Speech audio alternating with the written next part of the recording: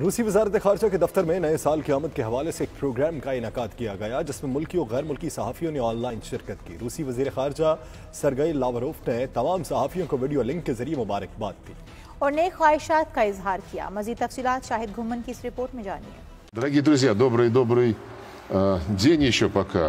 روس کی وزارت خارجہ نے نئے سال کی آمد کے حوالے سے اپنے دفتر میں ایک تقریب کا انعقاد کیا۔ تقریب میں ملکی و غیر ملکی صحافیوں کو خصوصی طور پر دعوت دی گئی جنہوں نے آن لائن شرکت کی۔ روسی وزیر خارجہ سرگئی لاروف نے تمام صحافیوں کو ویڈیو لنک سے خطاب کرتے ہوئے نئے سال کی مبارکباد دی اور نیک خواہشات کا اظہار کیا۔ اس موقع پر روسی وزارت خارجہ کی ترجمان ماریا زخاروا بھی ان کے ہمراہ تھیں۔ روسی وزیر خارجہ کا کہنا تھا کہ رواں سال پیش آنے والی بہت سی مشکلات کے باوجود ہم کسی نہ کسی طریقے سے رابطے میں ہیں۔ یہ سال ہم سب کے لیے ایک مشکل سال تھا۔ ہم جنوری میں بھی اپنے روایتی پریس کانفرنس کے انعقاد کا ارادہ رکھتے ہیں۔ Недавно на многие актуальные вопросы. سرگئی لاروف کا مزید کہنا تھا کہ یہ سال کرونا وبا کے ساتھ گزرا ہے۔ یہ وبا ابھی کچھ عرصہ مزید ہمارے ساتھ رہے گی۔ دنیا بھر کی طرح روس بھی اس وبا کا کامیابی کے ساتھ مقابلہ کر رہا ہے۔ شاہد گھومن، 92 نیوز، ماسکو، روس۔